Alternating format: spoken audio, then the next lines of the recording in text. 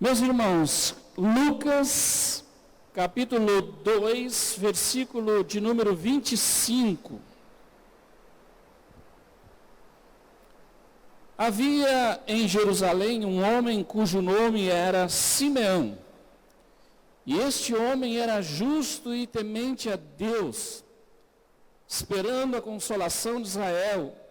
E o Espírito Santo estava sobre ele, e fora revelado pelo Espírito Santo que ele não morreria sem antes ver Cristo o Senhor. E pelo Espírito foi ao templo, e quando os pais trouxeram o menino Jesus, para com ele procederem segundo o uso da lei, ele então o tomou em seus braços e louvou a Deus e disse: Agora, Senhor, despede em paz o teu servo, segundo a tua palavra, pois já os meus olhos viram a tua salvação, a qual tu preparastes perante a face de todos os povos, luz para iluminar as nações e para a glória de teu povo Israel. E José e sua mãe se maravilharam das coisas que ele dizia. E Simeão os abençoou e disse a Maria, sua mãe: Eis que este é posto para a queda e elevação de muitos em Israel. E para sinal é contraditado. E uma espada traspassará também a tua própria alma, para que se manifestem os pensamentos de muitos corações. Amém? Deus abençoe a sua palavra. Em nome de Jesus. Amém? Irmãos, é uma passagem maravilhosa, né? Que conta aqui uma atitude de um homem chamado Simeão. Simeão, pelo que o texto diz aqui, já era um homem velho, já era um ancião. E a Bíblia não fala em mais nenhum outro lugar sobre esse homem, só aqui. E ele tem uma atitude maravilhosa. Para nós entendermos algumas lições deste texto aqui, nós precisamos dar uma recapitulada na história aqui, para a gente entender a importância desta passagem. Irmãos, às vezes a gente olha um texto como esse e passa batido aos nossos olhos. E é interessante a quantidade de revelação, de promessa, de bênçãos, que tem essa passagem aqui. Eu gostaria que quando você chegasse em casa amanhã, hoje ou amanhã, a hora que você tiver um tempo, você marque o capítulo 2 de Lucas e releia, para você ver quanta coisa o Senhor vai ministrar ao seu coração nessa passagem aqui. Para entender aqui, nós precisamos ver algumas coisas, principalmente aqui o texto está dizendo que Simeão, ele estava no templo, e foi logo ao 8º dia do nascimento de Jesus, ou seja, foi seguido ao nascimento de Jesus, ele era um bebê ainda, e Simeão era um homem, diz ali, guiado pelo Espírito Santo. O Espírito Santo o move a ir até o templo. A Bíblia não diz se ele estava fazendo outra coisa ou não, mas o que acontece é que os pais de Jesus precisavam cumprir a lei, levando o menino, todo menino, ao 8º dia precisava ser circuncidado. Era o pacto lá do mandamento da lei mosaica, todo varão precisava ser circuncidado ao 8º dia.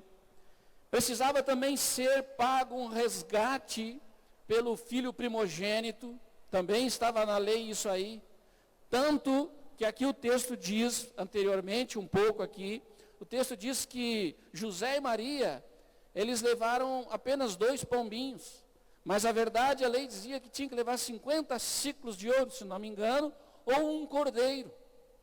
Mas havia uma abertura para quem era pobre. E essas pessoas poderiam levar apenas 2 pombinhos. Foi o caso de José e de Maria. Eles levaram apenas 2 pombinhos.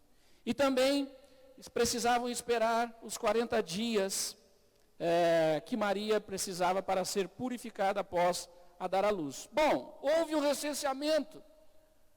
O imperador pede agora que as pessoas façam um recenseamento, um novo cadastro.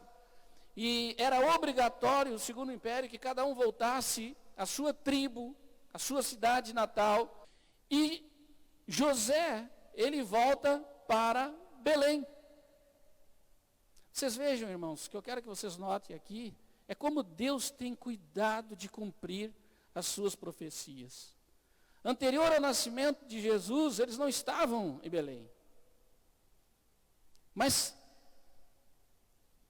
a necessidade deles voltar a Belém faz com que se cumpra uma profecia sobre a vida de Jesus, que diz que ele nasceria, que o Messias, o ungido esperado de Israel, nasceria aonde? Em Belém. Há várias profecias. É importante você ver que os textos bíblicos, eles têm o cuidado de mostrar que em Jesus se cumpre todas as profecias. O próprio Jesus, não sei se você lembra, logo após que ele é ressuscitado, 2 discípulos estavam voltando para casa desanimados, deprimidos, e Jesus se encontra com eles no caminho de Emaús, e eles não percebem que era Jesus, e Jesus começa a conversar com eles, e eles então dizem, mas tu és o único aqui que não sabe o que aconteceu, né? Mataram a Jesus, e nós esperávamos que ele fosse o ungido de Deus, e Jesus começa a conversar com eles, e diz a Bíblia, que Jesus vem de Moisés aos profetas, mostrando que deveria se cumprir todas as profecias na vida do Messias esperado. Isso nos mostra que Jesus, ele comprova o Velho Testamento, que ele aprova o Velho Testamento, que ele aprova as profecias a respeito dele, e ele descreveu todos os textos, desde Moisés até os profetas, discorreu com eles, mostrando que importava que aquelas coisas acontecessem, que importava que o Messias morresse e ao 3º dia fosse ressuscitado. Tanto que quando Jesus compartilhava isso, lhes ardia o coração. E várias profecias são cumpridas no início dos evangelhos. Eu anotei algumas aqui para os irmãos verem comigo. A primeira é que que o Messias nasceria de uma virgem. Isaías capítulo 7, versículo 14 nos diz isso. E Jesus nasceu de uma virgem. Nós temos o texto aqui. Portanto, o Senhor mesmo vos dará um sinal. Eis que uma virgem conceberá e dará à luz um filho, e será o seu nome Emanuel. A virgem conceberá. O Messias teria que nascer em Belém. Vamos ler o texto. Miqueias, capítulo 5 e versículo 2.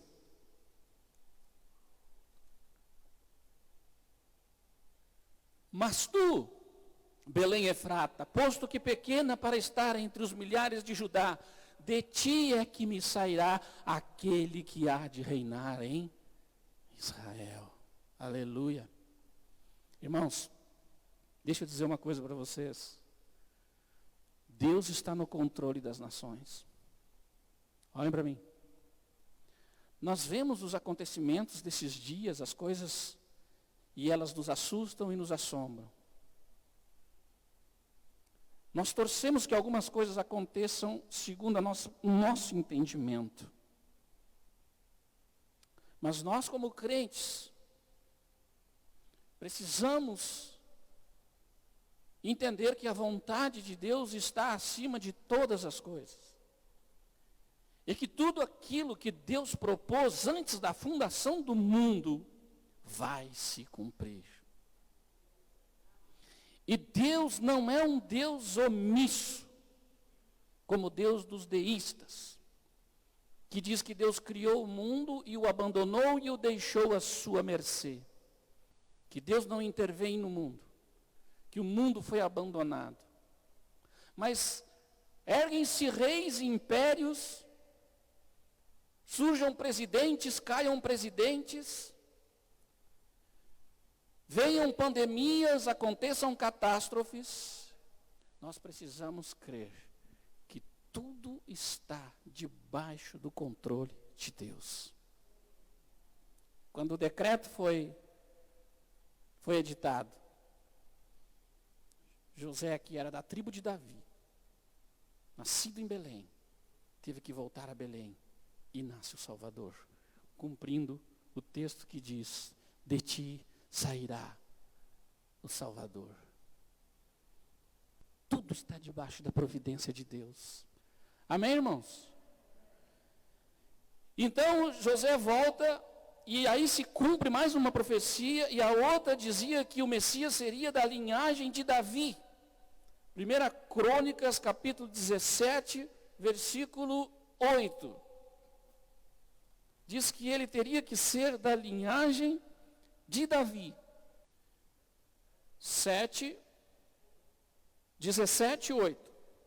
17. Perdão, irmãos. Diz o texto: e estive contigo por onde quer que andavas, e de diante de ti exterminarei todos os teus inimigos. Também te farei um nome, como o nome dos grandes que estão nesta terra. Designarei um lugar para o meu povo Israel e o plantarei, para que ele habite no seu lugar e nunca mais seja perturbado, e nunca mais debilitarão os filhos da perversidade como dantes.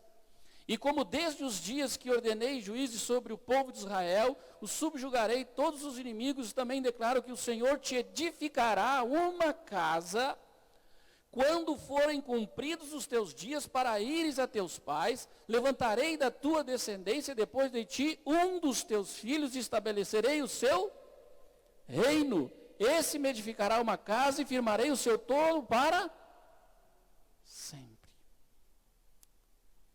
Aqui está a promessa do descendente que iria herdar o trono de Davi, o Messias esperado. E José era de que tribo, irmãos? Tudo, a genealogia ali está. Às vezes a gente não gosta de ver, né? De onde nasceu um, fulano gerou Beltrano, mas ali é para mostrar que tudo ali estava dentro do propósito de Deus. Também diz que seria precedido por um mensageiro. Mais uma profecia. Malaquias capítulo 3, versículo 1, diz assim, Malaquias capítulo 3 e versículo 1. Eis que eu envio o meu mensageiro, e ele há de preparar o caminho diante de mim. E de repente virá ao seu templo o Senhor, a quem vós buscais, e o anjo do pacto, a quem vós desejais. Eis que ele vem, diz o Senhor dos exércitos. Quem foi o precursor de Jesus que anunciou? Quem foi o seu mensageiro? João Batista. Por que eu estou dizendo todas estas coisas, meus irmãos? Porque nós temos que entender o contexto do que aconteceu aqui com Simeão. Irmãos, logo a seguir não, antes um pouquinho, se você ler em casa os capítulos anteriores, você vai ver que os magos, os sábios, os pastores, eles viram o sinal do Messias do céu e vieram e começaram a consultar aos sábios de Israel sobre aonde nasceria o Messias. E eles corretamente disseram aonde nasceria. O que eu quero que você entenda é que o povo de Israel, nesse tempo aqui do nascimento de Jesus, conhecia as profecias. Eles sabiam as profecias de cor e salteado. Eles sabiam os tempos. Eles sabiam todas estas coisas. Eles eram versados na lei. Nós estávamos num tempo aqui da lei dos fariseus e dos saduceus, que eles tinham todo o conhecimento da lei e das profecias. No entanto, eles não souberam discernir o tempo da vinda do Messias. Eles não conseguiram identificar que o seu ungido, o seu rei eterno, já estava entre eles. Pastores longínquos, pessoas sábias distante, discerniram as profecias e os tempos. Mas o povo de Israel, como Deus disse, que sempre é um povo de dura cerviz e cego, não conseguiu ver que entre eles já estava o seu Messias. Eles não conseguiram ver que o espírito de Elias estava sobre João Batista, o mesmo espírito que operava. Eles não conseguiam discernir as coisas porque eram cegos. Jesus disse: vós sois cegos, guiando outros cegos. Jesus chamou esses líderes da época, esses fariseus que viviam de aparência e de religiosidade. Jesus os chamou de sepulcros bem pintadinhos por fora, mas por dentro eles estavam podres, porque não guardavam no coração a lei do Senhor. Tanto que a promessa para o povo de Israel, em Jeremias capítulo 31, é que Deus tiraria o coração duro de Israel e poria um coração de carne, para que eles guardassem a lei e o Espírito estaria sobre eles eternamente. Porque esse povo não sabe discernir os tempos. Era um período de 400 anos de silêncio profético. Era um período onde eles estavam subjugados pelos gentios. Houve a Guerra dos Macabeus, houve o Império Grego, o Império Romano estava naquele momento ali. E eles eram subjugados pelo Império Romano, tinham que pagar impostos dentro do seu território. Eles almejavam isso, eles almejavam a vinda do Messias, mas não tinham o coração nisso. A intenção deles era toda política. A intenção deles era toda pura religiosidade. Era uma vaidade e um orgulho hebraico, era uma vaidade e um orgulho judeu. Tanto que Paulo, ele nas cartas de Gálatas, ele condena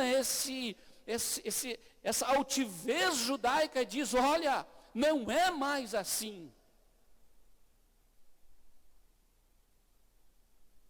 E eles estavam num âmbito religioso de frieza espiritual. Eles estavam numa religiosidade que eles só cumpriam rituais. Era um período difícil na época que Jesus veio a esse mundo. Uma religiosidade hipócrita. Jesus deixou isso claro várias vezes. Então, meus irmãos, vocês percebam que eu estou tentando trazer para vocês a situação desta passagem, para que vocês possam entender a lição que eu quero trazer essa noite. Sacerdotes. Os sacerdotes eram alinhados politicamente com o império para obter favores. É nesse contexto social, político e religioso que Jesus nasce. E é nesse contexto que esse homem, diz a Bíblia, que ele toma Jesus nos braços e ele emite esse cântico, que é o cântico comparado ao cântico de Zacarias e ao cântico de Maria. Quando o anjo aparece para ela e diz: olha, de ti nascerá o Salvador. E ela emite aquele cântico maravilhoso.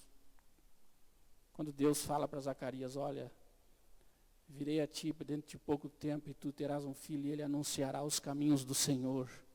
E Zacarias emite um cântico de louvor.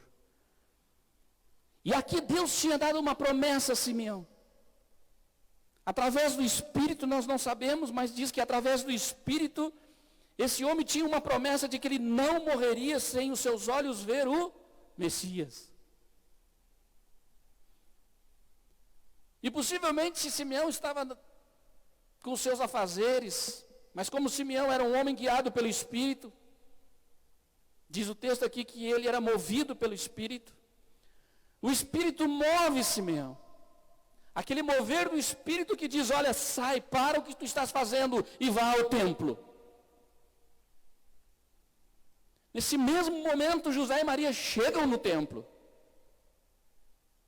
E eu acredito que Simeão fica: Senhor, que eu sempre estou no templo, por que agora eu no templo? Então diz que Simeão olha e vê o menino. E o Espírito Santo testifica com ele: eis aí o Messias, eu te prometi que os teus olhos veriam. Simeão toma Jesus nos braços, aquele menino, levanta aos céus e diz: agora, Senhor, despede em paz o teu servo segundo a tua palavra, pois já os meus olhos viram a tua salvação. Aleluia. Isso aqui é um cântico, irmãos.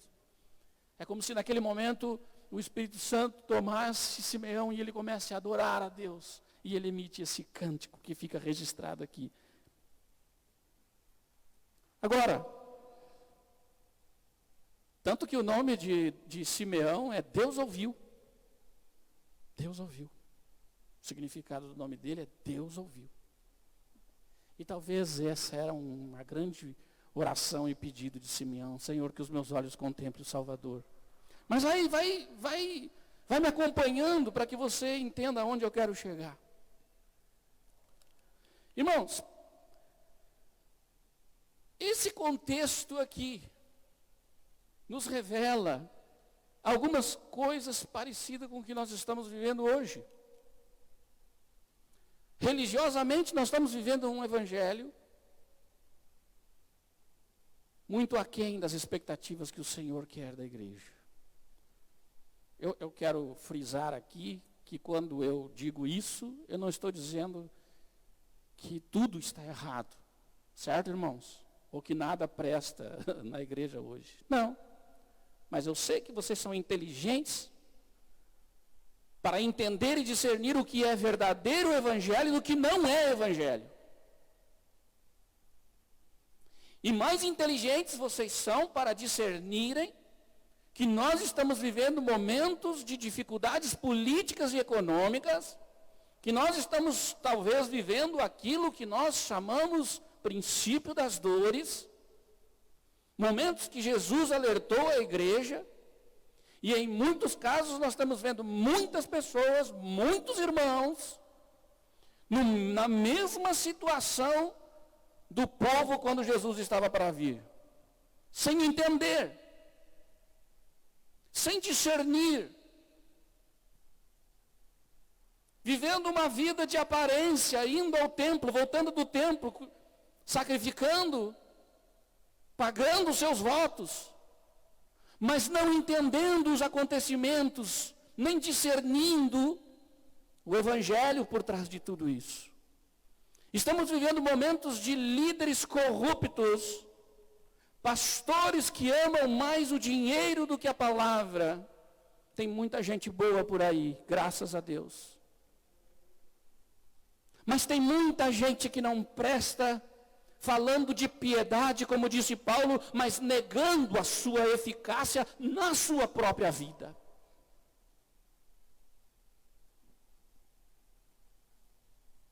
E eu me pergunto, será que nós estamos discernindo os dias? No meio deste período, Deus nos revela a história deste homem, Simeão. E o versículo 25 diz assim: havia em Jerusalém um homem cujo nome era Simeão, e este homem era justo e temente a Deus.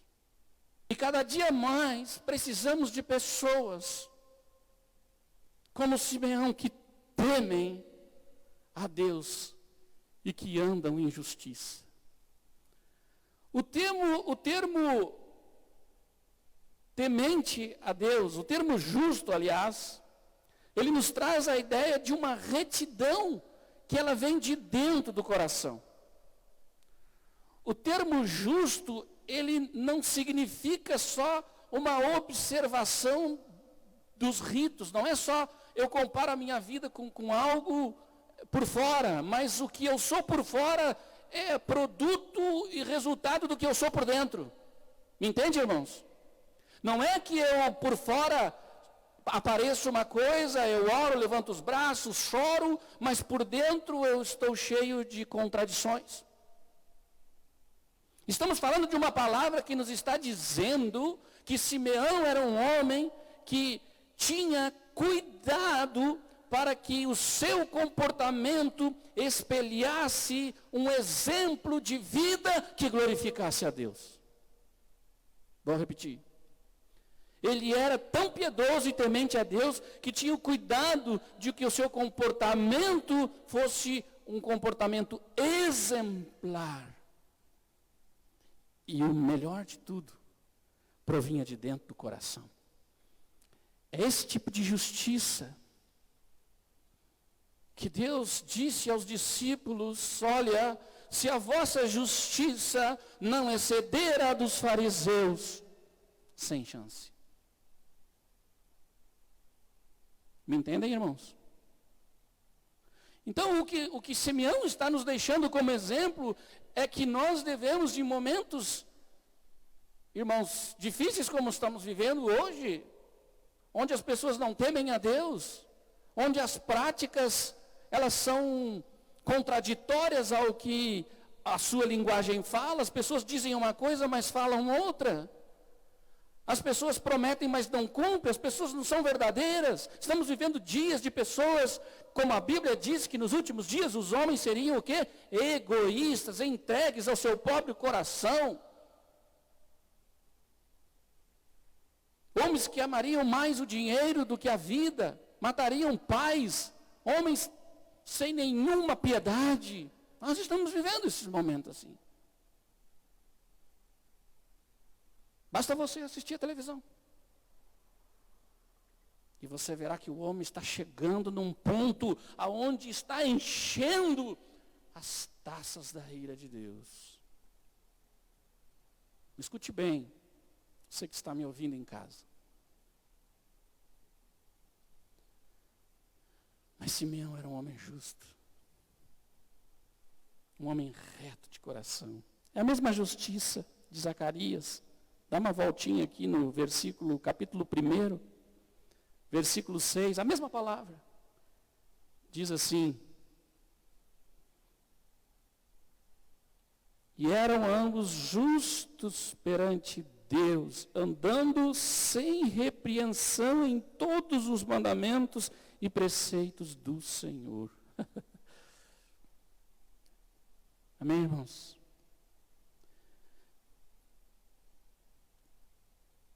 Simeão nos deixa muito exemplo. E o primeiro destes é que nós precisamos temer a Deus, irmãos. Você teme o Senhor, meu irmão? Você tem guardado o temor do Senhor no seu coração? Temer a Deus não é ter medo de Deus pela execução de um castigo. Você sabe muito bem a diferença do medo e do respeito, eu tenho certeza disso. Eu sei muito bem. Eu fui criado pelo meu avô. Eu nunca vi o meu avô elevar a voz para ninguém. Era um homem que tinha uma autoridade tão grande que bastava ele olhar para a gente já se endireitar na hora. Ele não falava. Nunca vi meu avô nunca me repreendeu. No entanto, o respeito que eu tinha por ele era tão grande, que quando eu estava para fazer alguma coisa errada, eu tinha certeza que jamais o meu avô estenderia sua mão sobre mim. Eu não tinha medo do castigo. Eu tinha uma dor profunda de magoar o seu coração. Ao ver aquele olhar dele para mim, como que dizendo, que decepção. Eu não queria ver isso dos olhos dele. Isso é respeito, isso é temor. O temor está associado não ao que eu recebo em troca, como por exemplo um castigo, mas o temor é uma atitude que devolve um respeito pelo que o outro é. Eu temo a Deus pelo que Ele é. Eu não temo a Deus pelo que Ele pode fazer. Eu temo a Deus por quem Ele é. E a Bíblia diz que Ele é santo, santo, santo. Então, temer ao Senhor, irmãos, diz a Bíblia, é o princípio da sabedoria. Muitas vezes nós estamos, eu me lembro quando eu era novo convertido, eu resistia ao pecado. E quase sempre eu caía nele. Eu resistia às tentações e quase sempre caía nelas. Eu estava naquele momento da minha conversão, de crise do apóstolo Paulo, que ele diz, miserável homem que sou, quem me livrará? Mas até que eu descobri que deixar de fazer as coisas erradas não é o cerne do Evangelho. Deixar de fazer o errado não é o princípio do Evangelho. O princípio do Evangelho é querer agradar o Senhor. É não fazer por temor a Ele. Por temor a Ele. Isso vai nos conduzir a nossa vida nessa justiça, nesse estado de vida onde o nosso comportamento vai ser exemplar. Onde as pessoas vão olhar para nós, e veja bem o termo aqui no grego, não que o termo aqui é didaikos, tá? Para você que gosta, dikaios, perdão, troquei as letras. Aqui a ideia não é perfeição, vocês estão me entendendo? Não é uma justiça perfeita, mas é uma justiça verdadeira, que procede do coração. Então esse é o princípio, irmãos, que vai nos fazer viver uma vida justa, uma vida de um comportamento exemplar.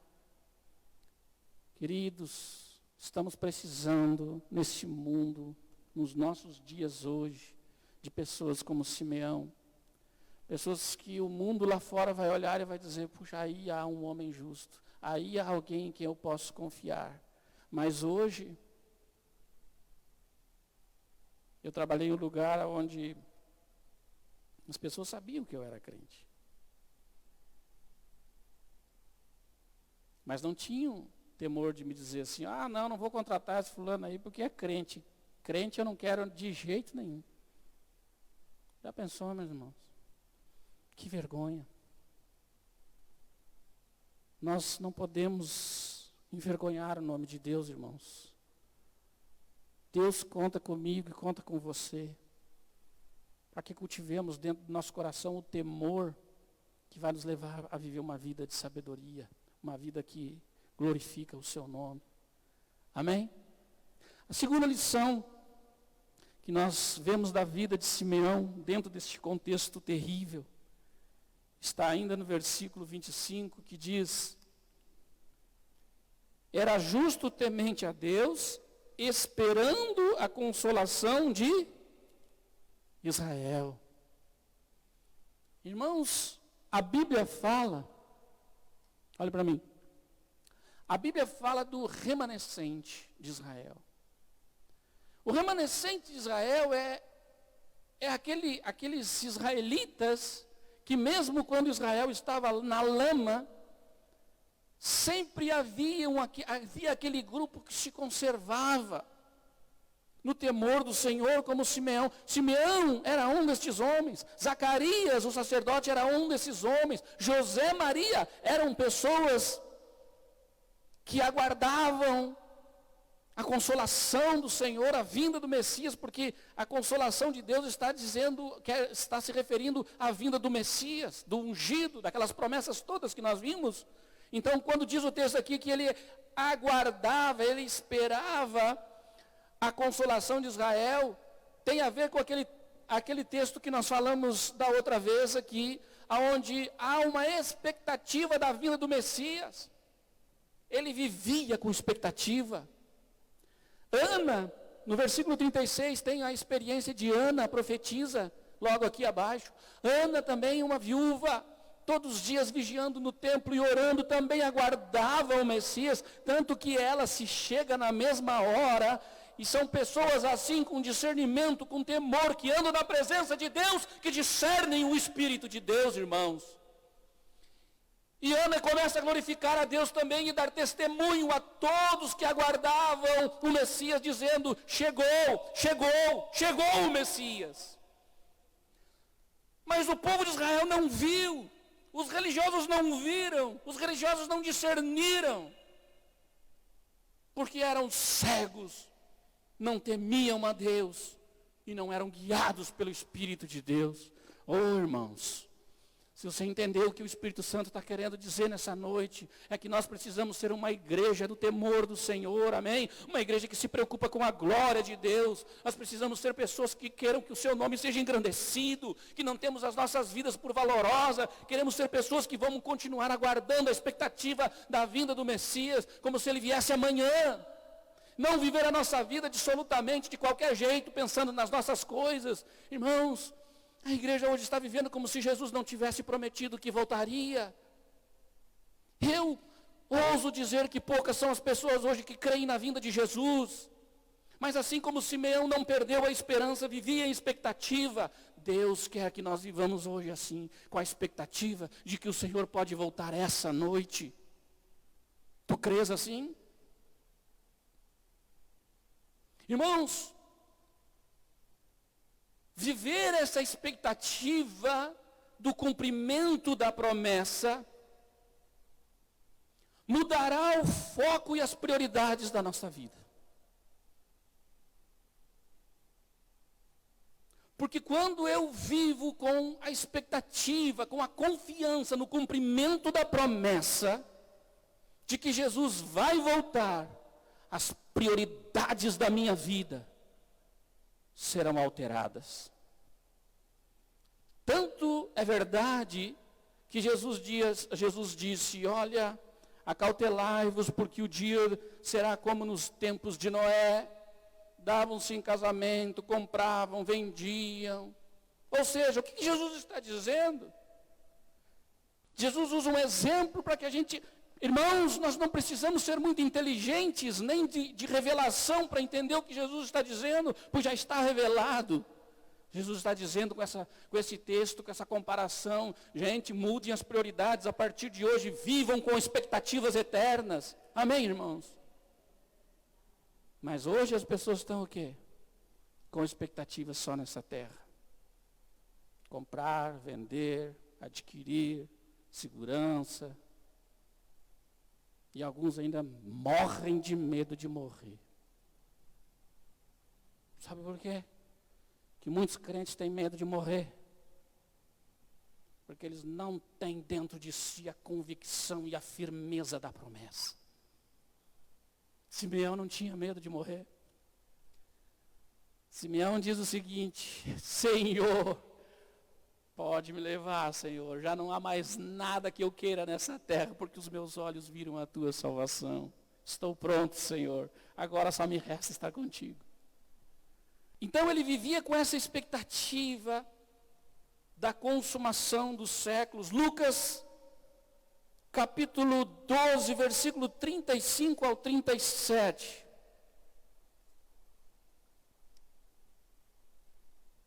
Estejam cingidos os vossos lombos e acesas as vossas lâmpadas. E sede semelhantes a homens que esperam o seu Senhor quando houver de voltar das bodas, para que quando vier e bater, logo possam abrir-lhe. Bem-aventurados aqueles servos aos quais o Senhor, quando vier, achar o que, irmãos? Vigiando, irmãos. O que Ana estava fazendo no templo, ali no versículo 37 em diante? Uma senhora de 84 anos, orando e vigiando. Como tinha um pastor, eu tive um pastor que costumava dizer assim: vigia, jovem. Eu era novo convertido na igreja, e do nada ele chegava assim, eu acho que para dar um medão na gente, né? A gente chegava na igreja e chegava, vigia, jovem. A gente já ficava, né? Pastorzão daqueles que vigia a igreja. Amém? Em verdade vos digo que se cingirá e os fará reclinar-se à mesa, chegando-se o servirá. Quer venha na segunda vigília, quer venha na terceira. Quer dizer, pode ser que venha, pode ser que venha depois, certo, irmãos? Essa dá a ideia de que pode ser agora, mas pode ser depois. Ou seja, pode ser a qualquer momento. Estai vós também apercebidos. É isso que eu queria ler. Estai vós. Vós quem, irmãos? Para quem ele está falando ali? Para os discípulos. Estai vós também o quê? Apercebidos. É o que pouca gente está. Como nos dias de Simeão. As pessoas não estavam percebendo que o rei já estava lá. Muitos terão uma surpresa grande, irmãos. Porque não estão se apercebendo das coisas, dos tempos, do que o Espírito vem falando à igreja, do que o Senhor vem usando profetas nos nossos dias de hoje, pregadores cheios do Espírito, falando à igreja. Assim como tem gente falando porcaria, nós temos gente falando coisa boa, irmãos, amém? Sabe por quê? Porque Deus está fazendo um mover no mundo. Irmãos, Deus está agindo no mundo, irmãos. Como eu disse no início, Deus está no controle de todas as coisas e Deus está enquadrando que todas as coisas se cumpram para acontecer no tempo certo, o que Ele determinou. Não tem nada a ver com determinismo, o que eu estou falando, tem a ver com profecia. Porque Deus disse que aquilo que Ele falou não volta atrás, e a sua palavra não volta vazia. Assim como Deus cumpriu detalhe por detalhe da primeira vinda de Jesus, ainda que muitas pessoas não perceberam, achavam que não estava acontecendo, estavam vivendo de qualquer jeito, estavam na corrupção, vivendo uma religiosidade, vivendo de aparência. Quando eles já perceberam, o Messias estava no meio deles. E mesmo assim não perceberam, nem todos perceberam. Estai vós também apercebidos, porque numa hora em que não penseis, virá o Filho do Homem. Amém, igreja? Irmãos, vamos vigiar, irmãos. Vamos fazer como Simeão, viver essa expectativa da vinda de Jesus. Vamos ler as Escrituras e nos encher da palavra do Senhor para comparar os tempos e os dias. Olhem para mim, queridos. Eu não estou dizendo que você tem que sair caçando quem é o anticristo, qual é que é o número da besta, se vai ser antes do arrebatamento, depois do arrebatamento, se vai ser 1000 anos antes, 1000 anos depois. Essas coisas, irmãos, isso são secundárias. O importante, o essencial da profecia de Jesus é que Ele voltará. E que quando Ele voltar, Ele vai levar a sua igreja, Ele vai reinar e julgar os povos. É isso. Amém, queridos? Se vier se a igreja for tirada antes, através do arrebatamento, antes da tribulação, amém. Se for na tribulação, amém também, irmãos. Não é essas coisas que eu estou focando aqui. Estou focando no fato da aguardada vinda do Senhor, que acontecerá. Os irmãos creem assim? Então é essa expectativa. Não é estudar os tempos para tentar discriminar sinais, nada disso. E por último, ele era um homem justo, temente a Deus, vivia a expectativa da vinda do Messias. E por último, o Espírito Santo estava sobre ele. Aleluia. Ele era um homem movido pelo Espírito Santo. Como está fazendo falta a igreja se encher do Espírito Santo. Amém, irmãos? Como está fazendo falta a manifestação do Espírito Santo na igreja. E eu não estou me referindo ao reteté, essas coisas loucas que andam acontecendo por aí. Estou me referindo ao Espírito de sabedoria do Senhor, ao Espírito que nos guiará a toda a verdade, o Espírito que nos ensinará todas as coisas, o Espírito que testifica com o nosso Espírito que nós somos filhos de Deus, o Espírito que busca a glória de Deus e que clama, Abba, Pai. Amém? O Espírito que aviva o nosso coração, aquece e nos renova a cada dia. O Espírito que ministra a vida de Cristo em nós, aleluia, amém? O Espírito do Senhor. Ele está na igreja, irmãos, e Ele quer encher os irmãos da sua presença, da sua pessoa. Amém? Irmãos, isso não é uma opção, vocês sabiam disso? Efésios capítulo 5, versículo 18.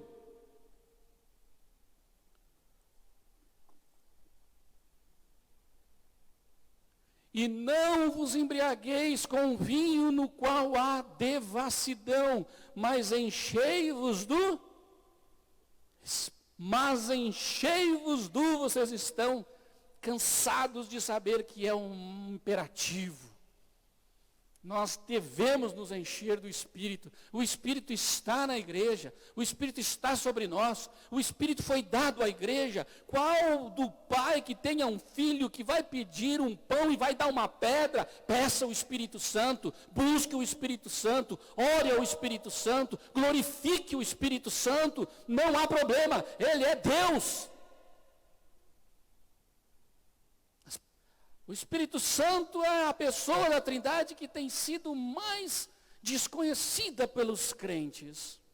Mesmo aqueles que se dizem que estão cheios do Espírito Santo. Conhece as suas manifestações, conhece os seus dons, mas pouco conhece do seu caráter, do seu poder, da sua vida, da sua deidade.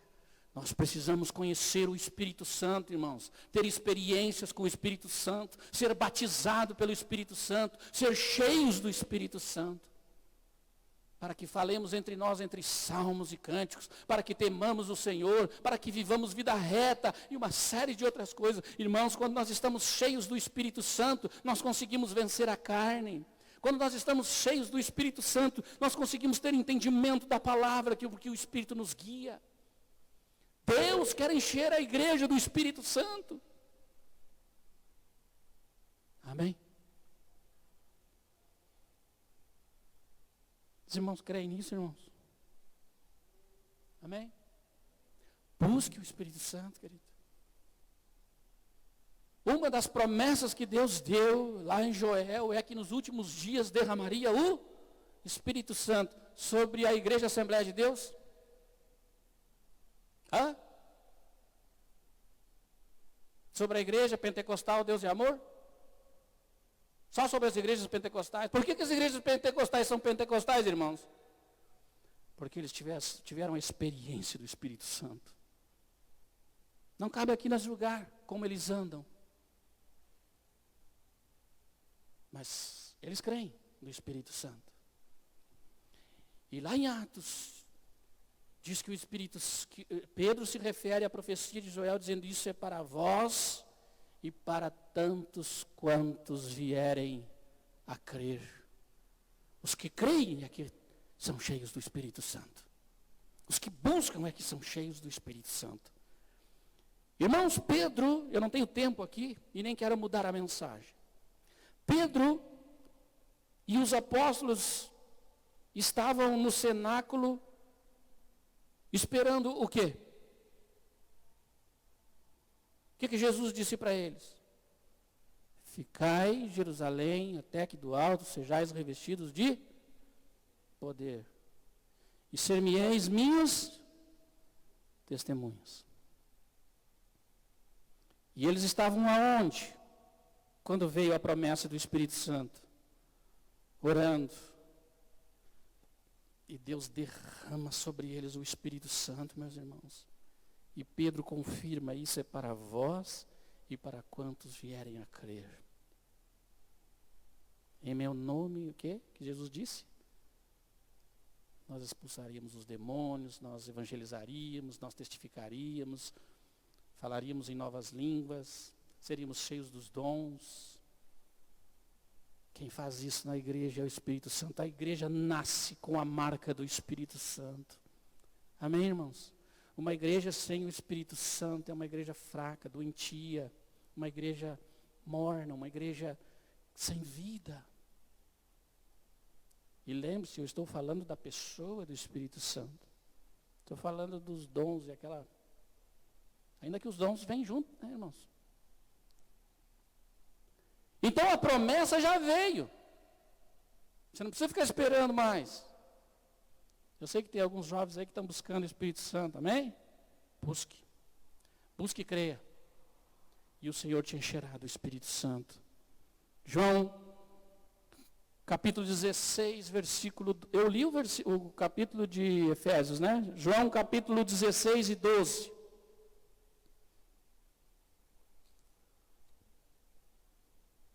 Ainda tenho muito que vos dizer, mas vós não podeis suportar agora. Quando vier, porém, aquele... Aleluia. Glória a Deus, irmãos. Aleluia. Quando vier aquele, o Espírito da verdade, ele vos guiará a toda a verdade. Irmãos, quem guiou e falou com Simeão e o guiou até o templo? Quem moveu o coração de Simeão, irmãos? Diga para mim bem alto. Quem? O Espírito Santo. O Espírito Santo quer guiar nossas vidas nesses dias turbulentos, como os dias de Simeão. O Espírito Santo quer dirigir a nossa vida e nos ensinar a toda a verdade, irmãos.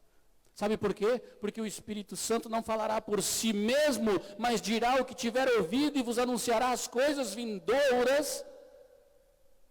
E ele me glorificará, porque receberá do que é meu e vos anunciará. O Espírito Santo está na igreja com a tarefa de nos guiar, de nos guardar, de nos ungir, de nos capacitar para que nós vivamos uma vida que glorifique a Deus. Olha para mim. O Espírito Santo é dado à igreja, está na igreja para nos guiar, para nos capacitar, para nos orientar, para nos encher de capacidade para testemunhar, a fim de que nós glorifiquemos a Deus. Amém, irmãos? Então é isso que eu quero deixar para os irmãos desta passagem. Teria tantas outras coisas. Poderíamos falar aqui sobre o cântico de Simeão, tanta coisa, mas fica para outra hora. O que o Senhor colocou no meu coração é isso.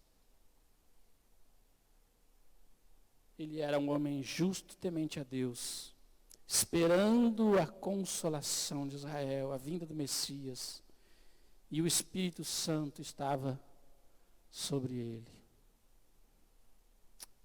Que os nossos olhos, como os olhos de Simeão, possam ver essa noite, irmãos, os teus olhos espirituais possam ser abertos para você ver a salvação que te foi presenteada.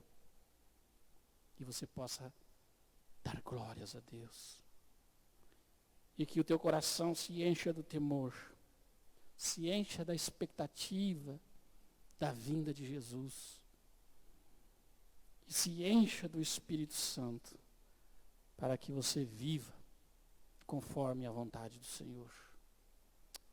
Feche os teus olhos. Comunidade Cristã Ágape, Rua do Rosário 384, Cascavel. Queremos convidá-lo a vir cultuar a Deus conosco todos os domingos a partir das 18h30. Você será muito bem-vindo e que Deus lhe abençoe.